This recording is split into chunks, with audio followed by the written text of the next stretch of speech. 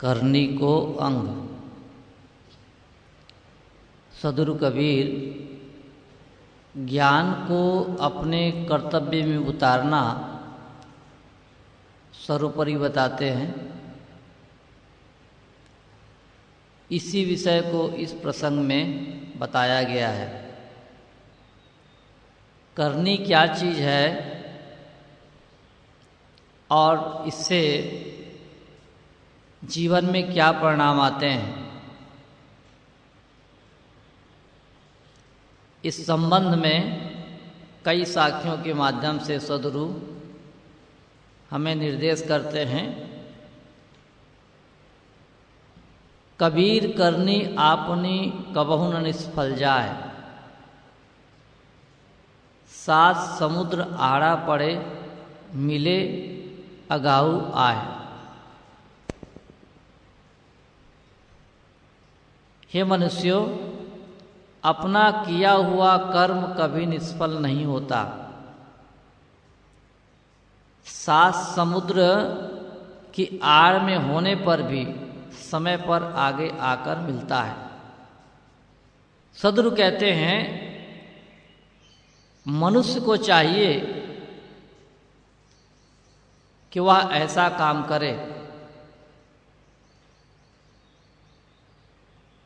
कि करने के बाद तुरंत मन में प्रसन्नता का अनुभव हो और इसका जब परिणाम आए स्थूल रूप में, तो उसे भी आराम से झेल सके, सह सके। क्योंकि कोई भी हम काम करते हैं तो उसका फल निश्चय है, कुछ न कुछ आएगा। लेकिन परिणाम कैसे आएगा? जिस भावना और जिस बुद्धि के साथ हमने उस कार्य का संपादन किया है, उसी भावना से युक्त होकर हमारे सामने फल आता है। हमारी समझ गलत है, दृष्टि गलत है, कर्म करते हुए हम छल कपट का प्रयोग कर रहे हैं, तो फल उसी प्रकार से आता है। और निष्काम भाव से आदमी कर रहा है, करने में तल्लीनता है, सही समझ है, दिशा सही है, छल कपट से रहित है, तो ये उसी प्रकार के फल खींचकर सामने प्रस्तुत करते हैं।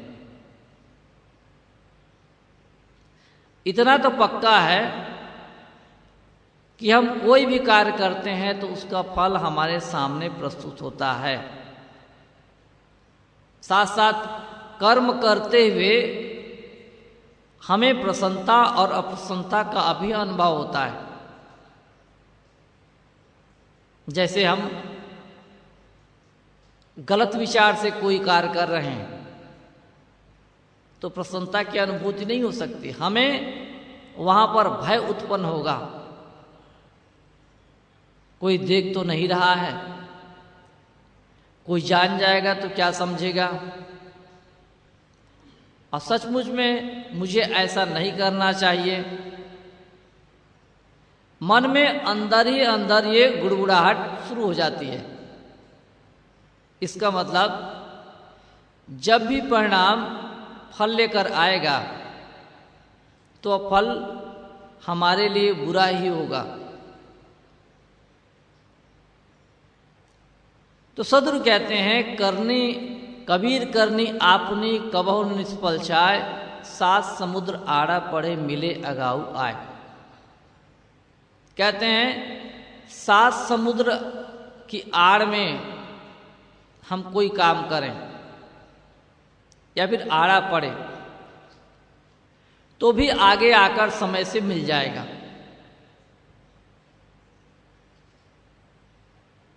कहा जाता है एक घुड़सवार अपनी मौत के डर से बहुत दूर चला गया कि मैं कैसे उस जगह मरूंगा, दूसरी जगह मरूंगा। लेकिन दूसरी जगह भी मौत जाकर खड़ी है, जहां पहुंचा कि मौत खड़ी है। मौत वहां पर उसे मार डालती है। भागा था मौत के डर से, लेकिन वहां भी मौत उसे धर दबोचती है। ऐसे ही हमारे सारे कर्तव्य हैं, सारे कर्म हैं। इसलिए कोई भी काम करते हैं तो मनोभाव उज्जवल होना चाहिए। तो इस कार्य के करते हमें प्रसन्नता की अनुभूति होती है, साथ साथ कोई भय नहीं होता है। समझ लें, हमारे मन में प्रसन्नता की अनुभूति होती है, भय नहीं होता है, इसका मतलब है परिणाम अच्छा आएगा।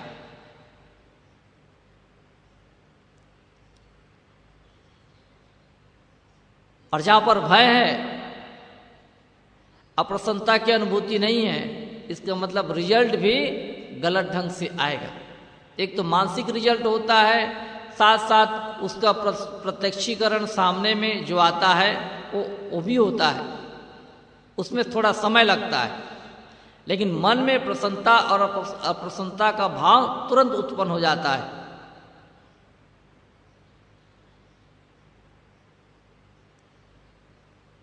कबीर करनी क्या करे जो गुरु नहीं सहाय, जिह जिह डारी पग धरे सो सो न्यू न्यू जाए। सदगुरु कहते हैं मोक्षार्थ अपना पुरुषार्थ भी तब तक सफल नहीं होता जब तक बोधवान साधन संपन्न सदगुरु सहायक नहीं मिलते। ऐसी अवस्था में जिस जिस शाखा पर साधक पैर रखता है वही झुक झुक जाती है, अर्थात जो जो साधन आरंभ करता है निष्फल हो जाता है।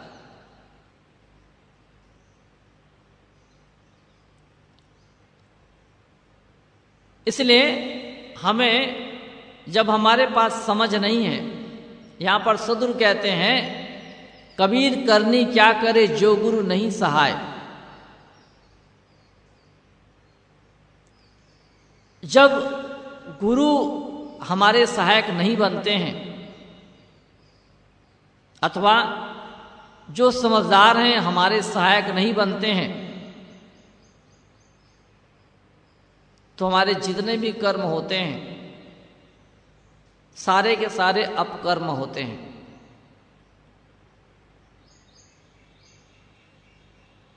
क्योंकि समझ नहीं है। और फिर ऐसी स्थिति में सदगुरु बताते हैं कि वह जिस जिस काम को करना चाहता है अथवा करता है उस काम में सफल नहीं होता, निष्फल हो जाता है। क्योंकि जहां से हमें कर्म करने के लिए जो अच्छी बुद्धि की प्राप्ति होती है उसका सारा श्रेय है सज्जन, अच्छी संगत, सद्गुरु, उनको जाता है। क्योंकि उन्हीं की संगत से हमारे पास अच्छी बुद्धि उत्पन्न होती है, अच्छी समझ आती है। और उन्हीं के संगत से हम यह भी जानते हैं अपने मन और इंद्रियों को अपने कर्मों में कैसे लगाएं। उन्हीं के पास से जो बुद्धि मिलती है उसी के आधार पर। और हमने ऐसे लोगों की संगत की नहीं, फलता क्या है, हमारे पास ऐसे ही उलझी हुई बुद्धि है, उलझी हुई समझ। और फिर जब उलझी हुई समझ हमारे जीवन का नेतृत्व करे, हमारे जीवन के आगे आगे चले, हमारे मन और इंद्रियों को चलाने का काम करे, तब समझ जाएं क्या वो अच्छी दिशा में ले जाएगी? बिल्कुल नहीं। बस इतना ही तो अंतर है। समझदार और नासमझ में केवल इतना ही अंतर है, और यही अंतर हमारे जीवन में सुख और दुख के कारण बनते हैं।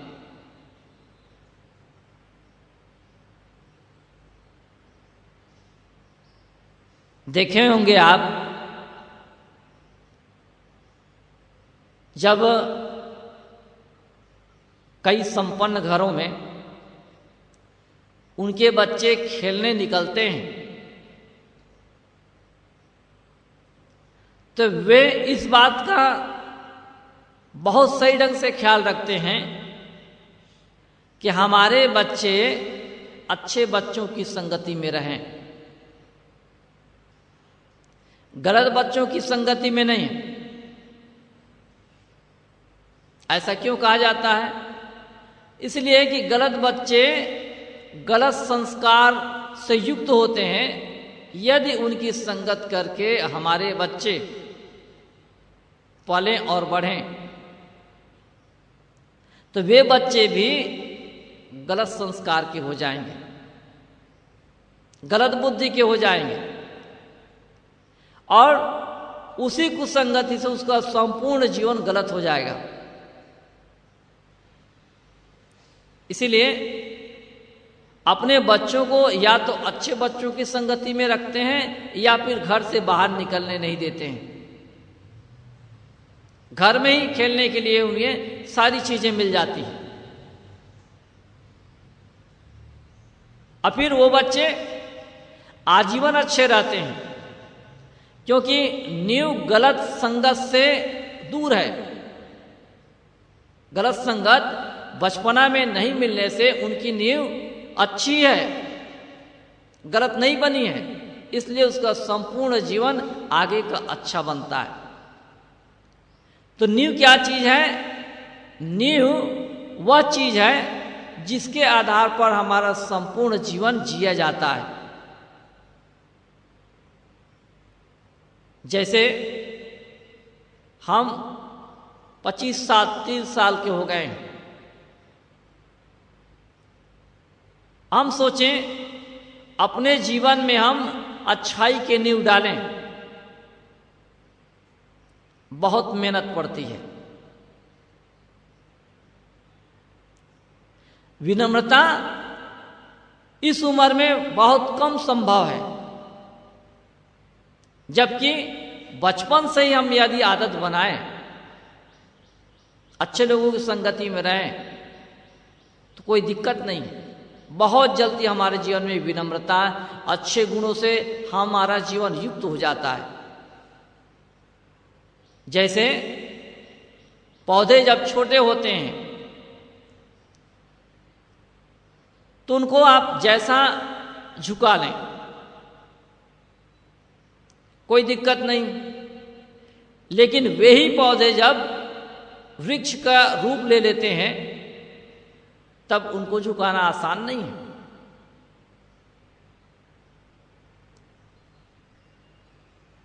वृद्धों को पढ़ाया जाता है तो उनको साक्षर बनाने में, जैसे बच्चों की उंगलियों को पकड़कर हम लिखाते हैं, बच्चों की उंगलियां आसानी से मुड़ जाती हैं, जैसा मोड़ना चाहेंगे वैसा मुड़ जाती हैं और अक्षरों को लिख लेती हैं। लेकिन बड़ों की उंगलियां मुड़ती नहीं है, क्योंकि उंगलियां परिपक्व हो गई हैं। उंगलियों में जो मुड़ने की क्षमता थी वो क्षमता नहीं है, जैसे कि बच्चों की उंगलियों में क्षमता है, मुलायम है। इनकी उंगलियां कड़ी हो गई हैं, इसलिए वो अक्षरों को लिख नहीं पाते। इसी प्रकार से हमारा जीवन है, गुरु की शरण में है तो हमारा देखिए हम लोग इस उम्र में आए हैं, अपने को विनम्र बनाने में, अपने को अपने स्वभाव को सुधारने में कितनी मेहनत है, बहुत मेहनत है। कभी कभी ऐसा लगता है कि क्या कहें, ये स्वभाव हमारा सुधरता ही नहीं, हम खुद उस स्वभाव से परेशान होते हैं। क्यों? यही है कि बचपन में नहीं, हम जवानी में और इस अवस्था में गुरु के शरण में आए और अपने को विनम्र बनाने का प्रयास करते हैं, लेकिन इसमें भी बहुत दिक्कत है। सद्गुरु कहते हैं लेकिन फिर भी आदमी तब तक सफल नहीं होता है अपनी दिशा में जब तक उसे अच्छे सहायक सद्गुरु नहीं मिलते हैं, तब तक। और फिर ऐसी अवस्था में उसकी बुद्धि उज्जवल नहीं रहती है, समझ उज्जवल नहीं रहती है, टेढ़ी रहती है। सद्गुरु कहते हैं तो टेढ़ी समझ से, टेढ़ी बुद्धि से व्यक्ति जो कुछ भी करेगा गलत ही करेगा, उसमें सफल नहीं हो सकता है। इसलिए सद्गुरु कहते हैं करनी से पहले अपनी बुद्धि को ठीक करें, फिर उस बुद्धि के, ठीक बुद्धि के अनुसार कोई भी हम करनी करते हैं, कोई भी काम करते हैं, बिल्कुल सही होता है। करनी बिन कथनी कथे, गुरुपद लहे ना सोए, बातों के पकवान से धीरा नाही कोय। सद्गुरु कहते हैं कि आचरण के बिना जो कथनी कथता है वह वैसे ही श्रेष्ठ स्वरूप स्थिति नहीं पाता जैसे बातों के पकवान से कोई तृप्त नहीं हो सकता।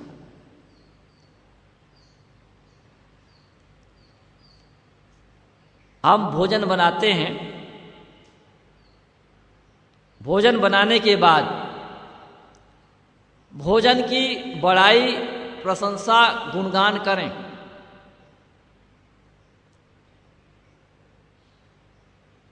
तो क्या भोजन का स्वाद हमें मिल जाएगा? हमें तृप्ति मिल जाएगी? हमारी भूख मिट जाएगी? कभी संभव नहीं। ये सामान्य सी बात है, कोई गूढ़ बात नहीं है।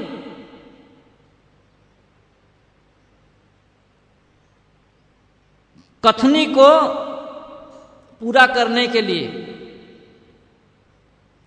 आचरण की जरूरत है, क्योंकि आचरण में आए बिना कोई भी कथनी कुछ भी काम नहीं करती है। कथनी क्या है? मरी हुई। और आचरण क्या है? आचरण ही कथनी को जिंदा बनाए रखता है। दुनिया में जो कुछ भी आज हम सद्गुण सदाचार का प्रकाश देख रहे हैं, उसके मूल में क्या है? उसके मूल में है कथनी और करनी।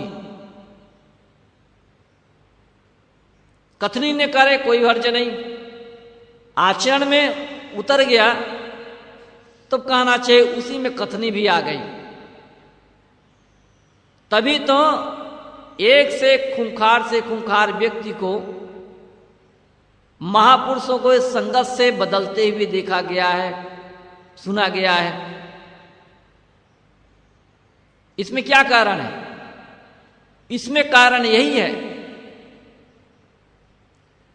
कथनी से ज्यादा वजनदार करनी होती है, अर्थात आचरण होता है, तब उस व्यक्ति की कीमत होती है।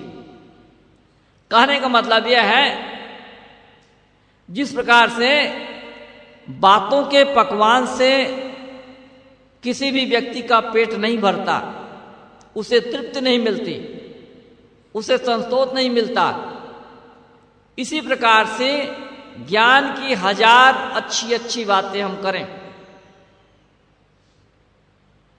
हजार अच्छी अच्छी बातें करें, ज्ञान की बातों के विद्वान हो जाएं, इनके मर्मी हो जाएं, लेकिन आचरण के बिना वो ज्ञान बेकार है, निरर्थक है। तभी तो हम देखते हैं, जहां भी देखेंगे आचरण संपन्न जब व्यक्ति मिलता है,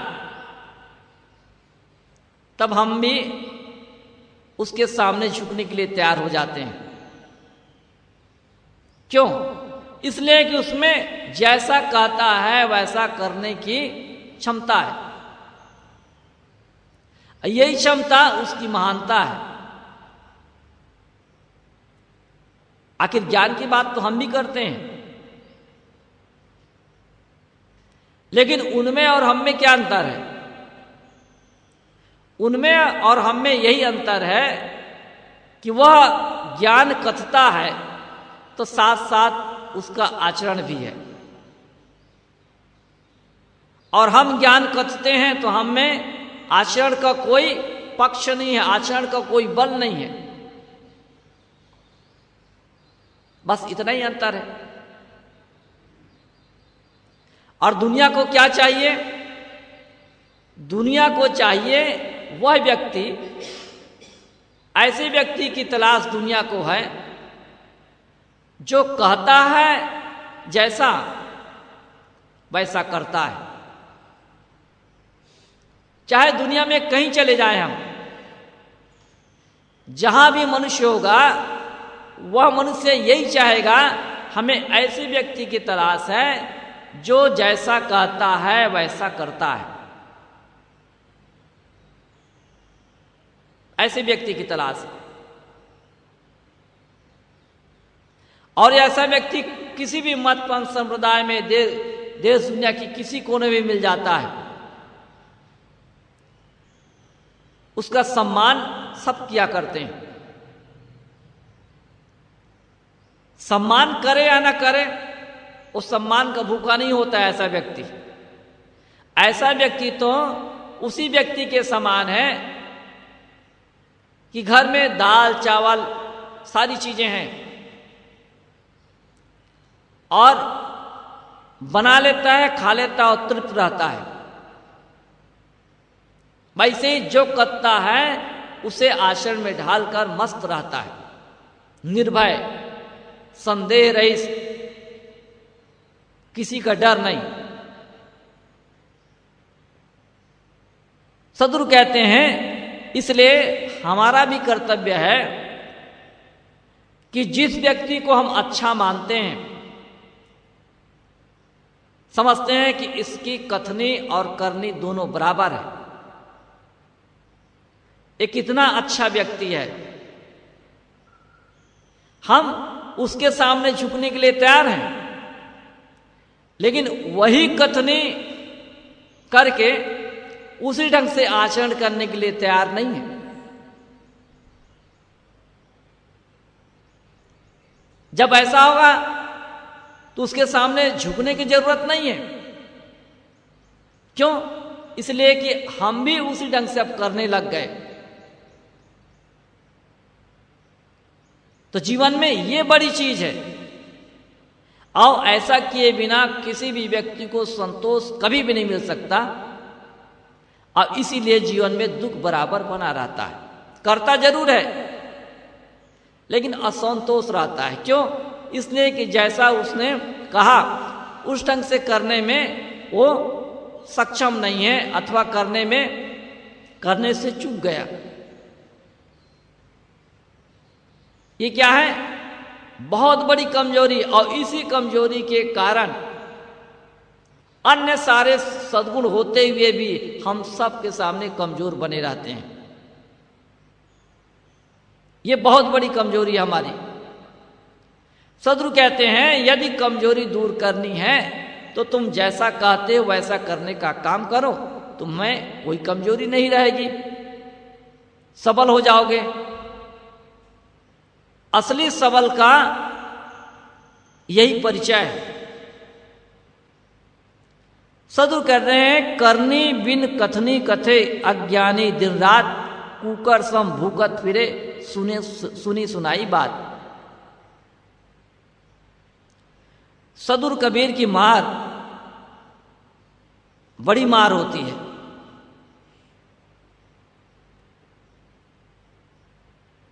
कहते हैं, करनी बिन कथनी कथे अज्ञानी दिन रात, आचरण के बिना अज्ञानी दिन रात कथनी कथता है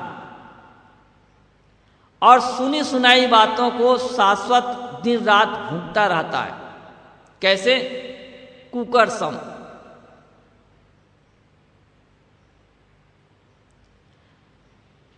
तो हमारा कर्तव्य होता है, जिन बातों को हम जानते हैं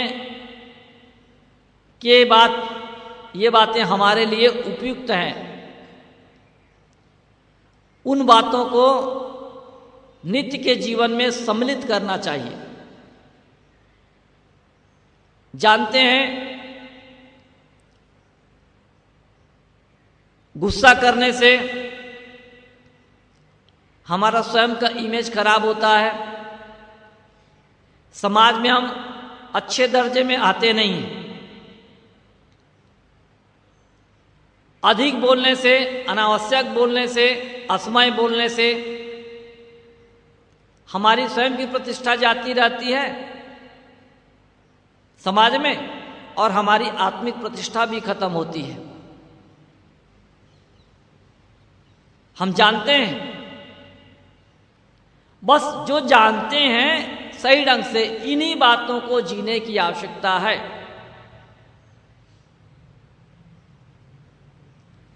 एक दूसरे की बातों को आराम से सह लेना चाहिए, जिससे कि हमारे मन में भी कोई उद्वेग, अशांति ना हो, साथ साथ सामने वाले को भी किसी प्रकार की दिक्कत ना हो। ये सामान्य सी बात है, लेकिन ये सामान्य सी बात भी समय से कठिन हो जाती है। हम साथियों को निभा नहीं पाते हैं, फलतः दोनों अशांत होते हैं। और फिर जब मंच पर चलते हैं तो बहुत अच्छी अच्छी बातें सुनाया करते हैं।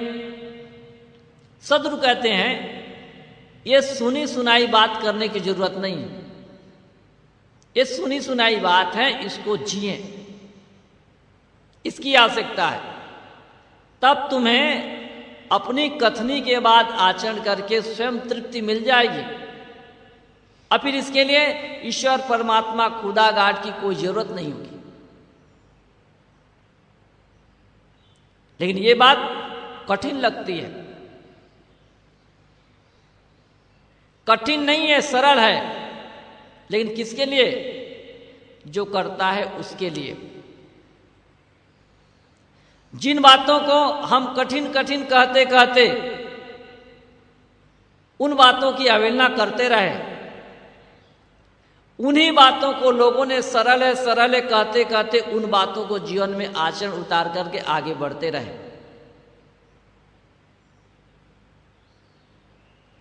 कहां कठिन है? कठिन कुछ भी नहीं है, दुनिया में सब सरल है। जिसको कठिन कहते हैं, वास्तव में कठिन है, आदमी उसको सरल बना लेता है। विषयों में रमते रहना कितना कठिन है, उसी का सारा फल हमारे जीवन में दुख है। लेकिन लोगों ने उसे सरल बना डाला,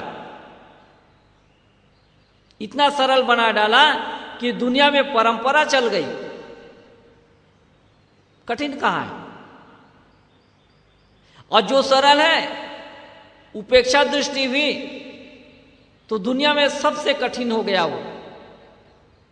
जैसे कहते हैं वैसा करना सबसे कठिन हो गया। यह तो है हमारी समझ, हमारी बुद्धि। सदगुरु कहते हैं, जो सुनी सुनाई बात है और हमारे लिए उपयोगी है, उस बात को अपने जीवन में रखें और उसको आचरण में लेकर उसका उपयोग करें और जीवन में संतुष्टि कायम करें।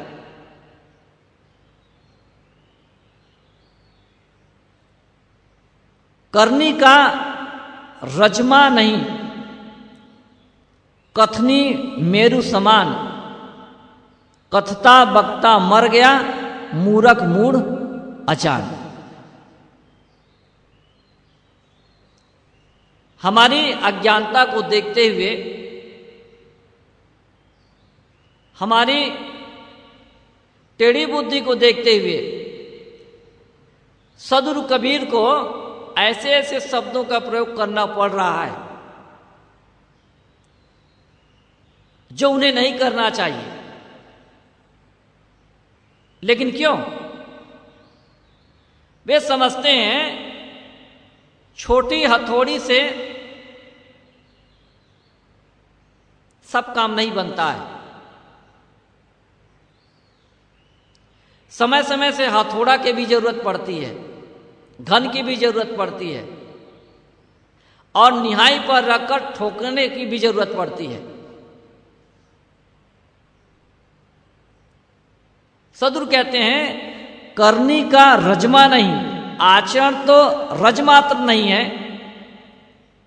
कथनी मेरु समान।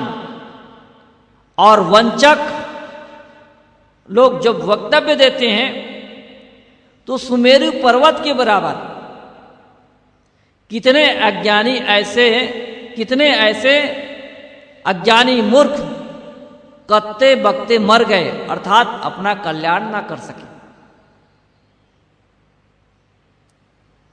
सच में देखा जाए इतने ग्रंथ हैं, इतनी किताबें हैं ज्ञान की, कल्याण की, कि आदमी जीवन भर पढ़ते पढ़ते मर जाता है, लेकिन आचरण के नाम से कोरे के कोरे रह जाता है। शायद ये ग्रंथ न बनते तो उसका अवसर करनी में जाता और तब आचरण संपन्न होते। लेकिन ज्ञान की इतनी बातें हैं, आदमी पढ़ते पढ़ते पढ़ते पढ़ते जीवन गुजार देता है, लेकिन उसमें से एक अंश भी अपने आचरण में नहीं उतार पाता है। यही हमारी मूर्खता है। सदगुरु कहते हैं आचरण तो रंच मात्र नहीं है और वक्तव्य सुमेरु पर्वत के समान है।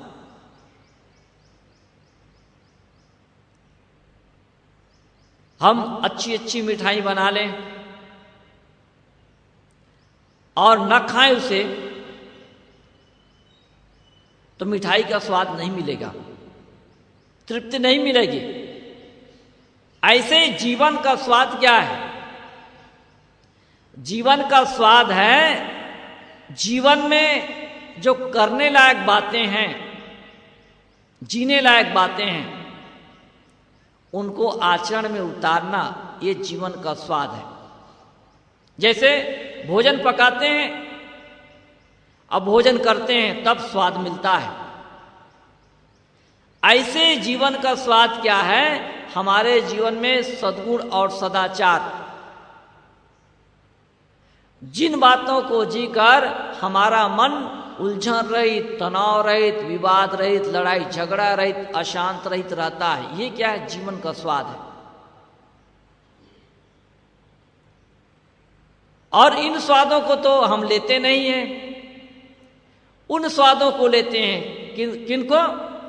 जैसे शराब, जिनमें काम, क्रोध, लोभ, मोह, मद, मत्सर उत्पन्न हो, ऐसे स्वाद हम लेते हैं। ठीक क्या है? जीवन की विपरीत दिशा, नकारात्मक दिशा, जहां पर किसी प्रकार की शांति नहीं है। जैसे शराब, महुआ बढ़िया है, लेकिन विपरीत बुद्धि भी तो उसका क्या बना लिए? शराब बना लिए।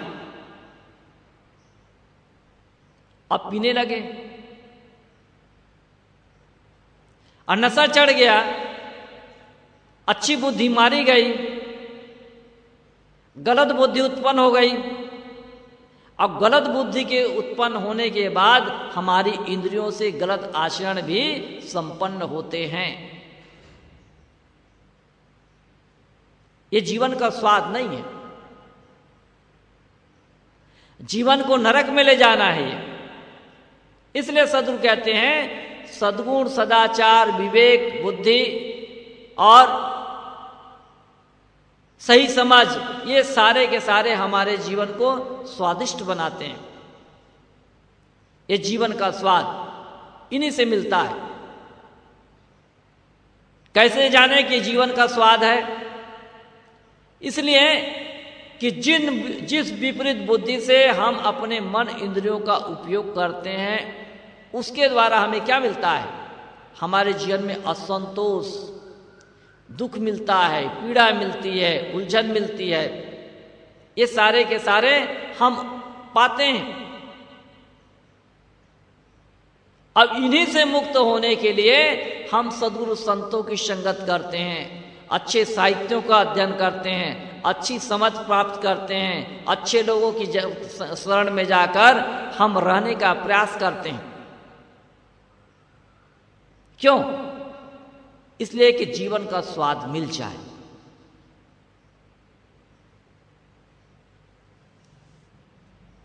इसलिए हमारा कर्तव्य है जीवन को हम स्वादिष्ट बनाएं, अच्छा जीवन जिएं। और फिर ये अवसर बार बार भी नहीं मिलता है। आज मिला है तो आज वही हमारे पास कुबुद्धि है, उसी कुबुद्धि का प्रयोग करते हैं। सद्बुद्धि प्राप्त जहाँ होती है वहाँ पहुँचकर भी हम मेहनत करना नहीं चाहते हैं, जिससे कि सद्बुद्धि हमारे पास आ जाए। हम उसी कुबुद्धि से काम करना चाहते हैं। प्रश्न किया गया कि भाई तुम्हारे पास सद्बुद्धि नहीं है, तुम ऐसा काम करते हो, अरे तो क्या जरूरत है उसकी? क्या जरूरत है उसकी? सद्बुद्धि के पास, हमारे पास जो है पर्याप्त है। जवाब तो जवाब है, जवाब आदमी कुछ भी दे देता है, कुछ भी तर्क पेश कर देगा, लेकिन तर्क से जीवन बदल नहीं जाता है, बल्कि तर्क से बिगड़ जाता है। हाँ, तर्क सही है और दिशा सही है, अब आचरण में ले लिए, तर्क हमारा जीवन बदल सकता है। लेकिन कोरे तर्क से, जिस प्रकार से बातों के पकवान से हमें तृप्ति नहीं मिलती है, उसी प्रकार से कोरे तर्क से हमारा जीवन सुधरता नहीं है। हाँ, बिगाड़ सकता है। इसलिए जीवन का स्वाद क्या है? जैसा हम कहते हैं वैसा आचरण करें, ये जीवन का स्वाद है। जैसे नमक का प्रयोग करते हैं तो नमक खारा होता है, चीनी का प्रयोग करते हैं तो चीनी मीठी होती है, गुड़ का प्रयोग करते हैं तो गुड़ मीठा होता है। ऐसे ही जीवन का स्वाद है। जीवन का स्वाद है शांति। चाहे जिस विधि से आप इस स्वाद को उपलब्ध हो, जीवन का स्वाद है उलझन रहित, तनाव रहित, विवाद रहित। अब विधि कोई भी हो सकती है, रिजल्ट में यही आना चाहिए, जीवन का स्वाद हमें ये मिलना चाहिए। इसके अलावा कोई दूसरा स्वाद मिल रहा है, इसका मतलब हमारी दिशा सही नहीं है, हमने कहीं कहीं भूल की है।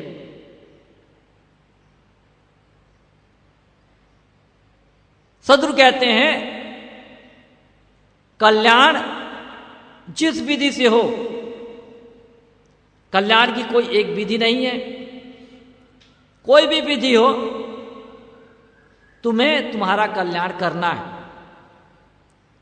इसके लिए जरूरी है हम जैसा कहते हैं वैसा करते चलें, तो हमारे जीवन में संतोष भरता चला जाएगा और एक समय ऐसा आएगा कि हम वही काम करते हैं जो हमें करना चाहिए, वही चीज देखते हैं जो हमें देखना चाहिए, वही चीज सुनते हैं जो हमें सुनना चाहिए, वही चीज स्पर्श करते हैं जो स्पर्श करना चाहिए।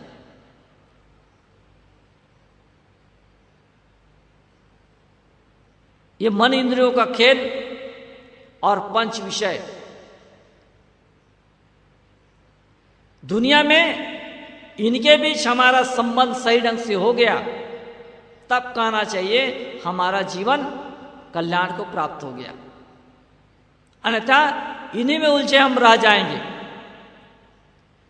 करनी गर्व निवारणी मुक्ति स्वार्थी सोए, कथनी तज करनी करे तब मुक्ता हल होए। सदगुरु कहते हैं मुक्ति रूपी स्वार्थ के लिए करनी करो, परंतु उसका अहंकार त्याग करो। केवल कथनी करने का व्यसन त्याग कर जब आचरण से चलेगा तभी मोक्ष होगा।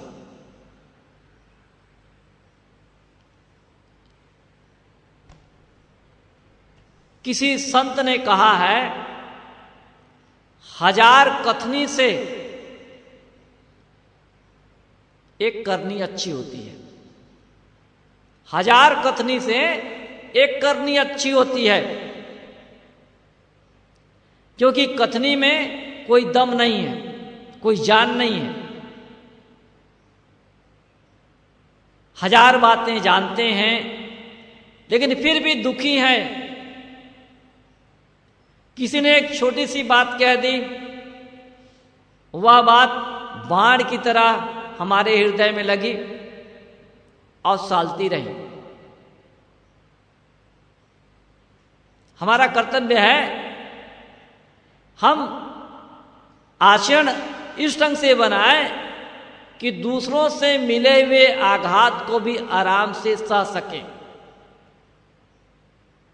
जैसे पत्थर पर बाण मारा जाता है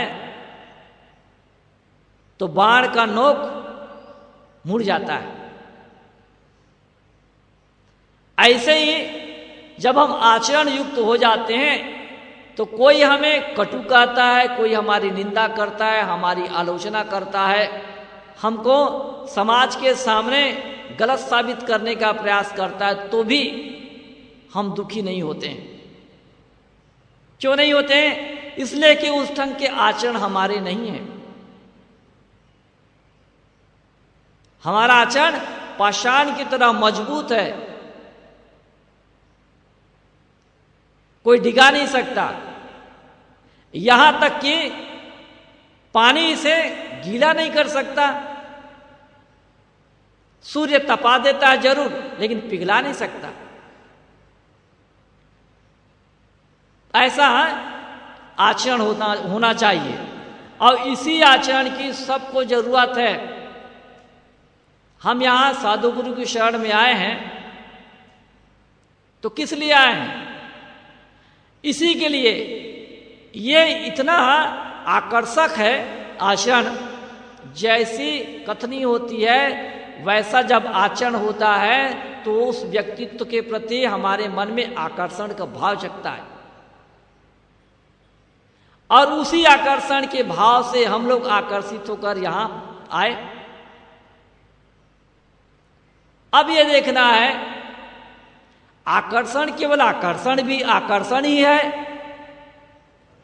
या फिर जीवन में उसे धारण भी करना है।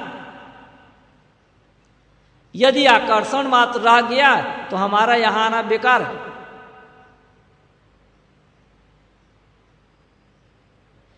आकर्षण को हमें आचरण में बदलने की जरूरत है, धारण में बदलने की जरूरत है। धारण करेंगे तो यहां आकर्षित होकर आने की प्रतिष्ठा है, उसका आदर है। अन्यथा आकर्षित होकर आए उसके बाद यहां ठंडा हो गए, जरूरत ही नहीं है, सारे अभाव खत्म। जिस अभाव से हम यहां आए अभाव की पूर्ति हो गई, सारे अभाव खत्म हो गए, फिर आचरण पे उतारने की क्या जरूरत है? ये तो ऐसे ही हुआ। ये सोचने वाली बात है। हम एक ऐसे व्यक्ति के कथनी और करनी से आकर्षित होकर आए। यदि संसार में ऐसे लोग बहुत कम मात्रा में हो तो भी संसार को प्रकाश मिलता है। संसार प्रकाशित है आचरण की दृष्टि से, तो किनके आचरण की दृष्टि प्रकाशित है? उन्हीं महापुरुषों ने जो कुछ भी प्रकाश दिया है आचरण के संबंध में, उन्हीं के प्रकाश से हम पर चल रहे हैं। हम पर प्रकाशित हैं, स्वप्रकाशित नहीं है। उन्हीं ने जो आचरण का प्रकाश दिया है उसी के पीछे पीछे हम चल रहे हैं। काश वो आचरण का प्रकाश हम स्वयं में ले लें, तब कितना अच्छा हो। लेकिन हिम्मत नहीं होती है। प्रश्न होता है, जब घर से बेघर हो गए, उसके आचरण के आकर्षण से, तो यहां आकर उसको धारण करने में लज्जा क्यों? क्या दिक्कत है? तो दिक्कत यही है, आचरण करने में भय लगता है। क्यों भय लगता है? प्रश्न हो सकता है। तो संसार की ओर रुझान अधिक है, इसलिए भय लगता है। सदगुरु कबीर ने कहा है ना, गुरु ज्ञान से ये जीव थर थर कांपता है, थर थर कांपता है। पता नहीं गुरु अब मुझे क्या आदेश दें और उसे जीने के लिए मेरा मन राजी होता है कि नहीं। यहां आने के बाद भी बहुत सारी बातें ऐसी हैं जो हम नहीं जानते हैं। इसलिए यहां तक उनके प्रकाश से, जैसे दीपक के प्रकाश से बहुत से कीड़े फफूंद आकर उस प्रकाश में अपने आप को आहुति दे देते हैं, जल जाते हैं, अपना अस्तित्व खो देते हैं। इसी प्रकार से महापुरुषों के आचरण युक्त जीवन को देखकर हम भी यहां आकर्षित होकर फफूंद की तरह आए।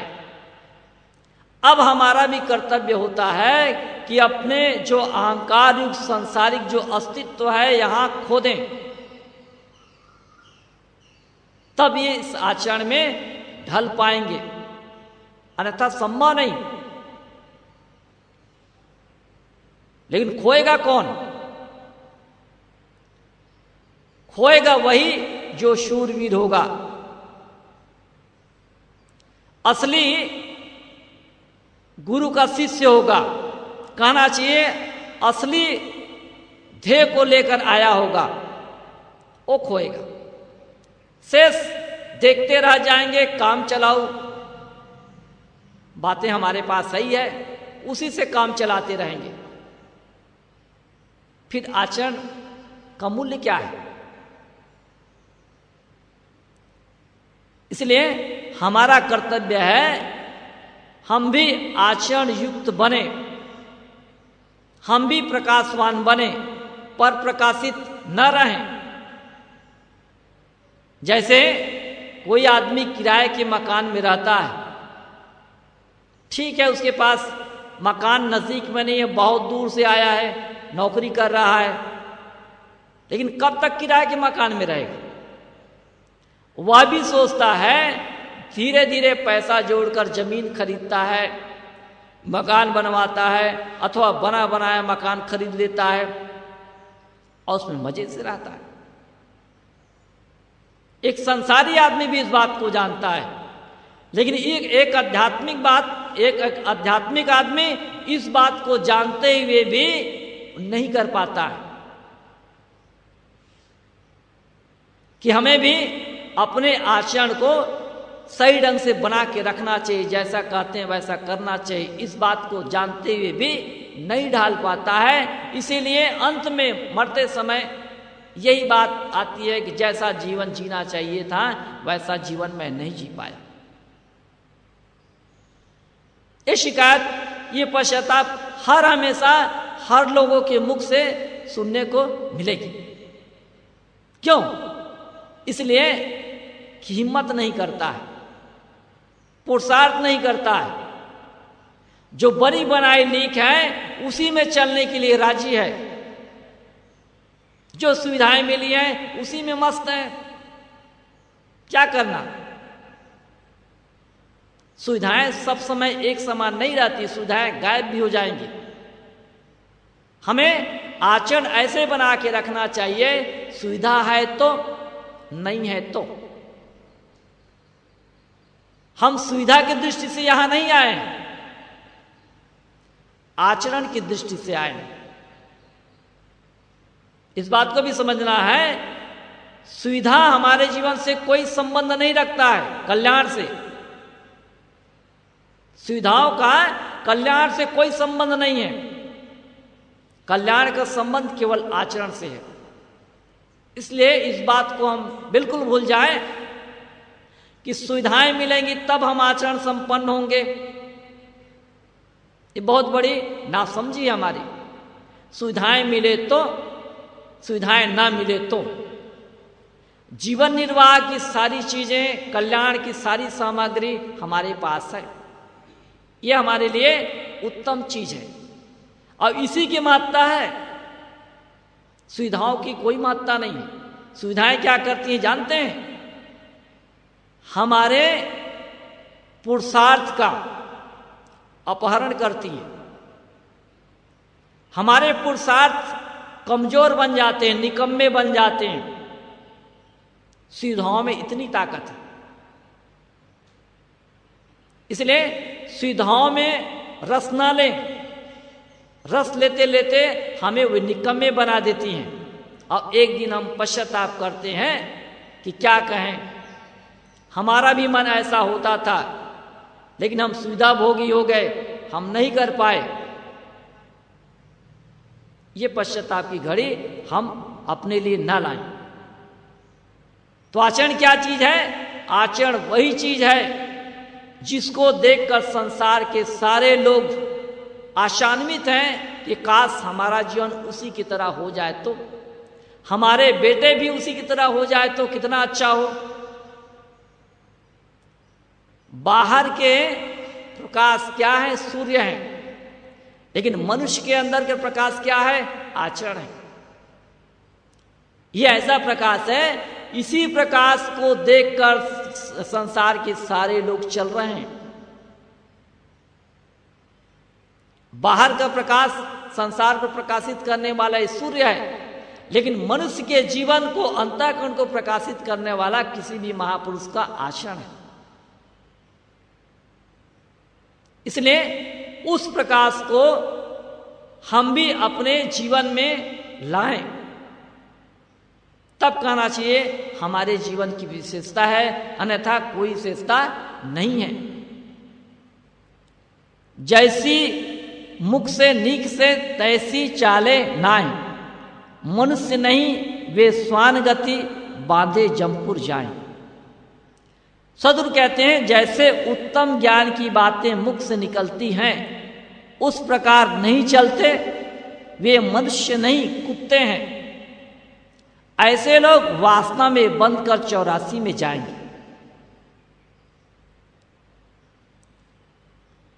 सदगुरु कबीर बहुत आहत हुए होंगे, ऐसा लगता है, संसार के लोगों को देखकर, बड़े बड़े पंडित, पुरोहित, मुल्ला, मौलवी, पादरी और ज्ञानी जन को देखकर। कहते कुछ हैं और करते कुछ हैं। लोगों को ठगते हैं ईश्वर परमात्मा खुदा गाठ के नाम से, अब इनके कोई दर्शन नहीं।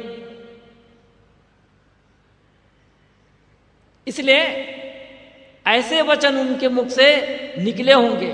सदगुरु कहते हैं जैसे उत्तम ज्ञान की बातें मुख से निकलती हैं उस प्रकार नहीं चलते। मनुष्य की कीमत क्या है? मनुष्य की कीमत है उत्तम ज्ञान की बात करे और आचरण उत्तम रखे, बस इतनी कीमत है उसकी। और ये कीमत अदा कर देता है तो कहना चाहिए पूरा संसार उसके लिए नतमस्तक है। लेकिन ये कीमत अदा नहीं करता है, इसीलिए स्वयं असंतुष्ट है और संसार के सारे लोगों के असंतुष्टि के कारण बनता है।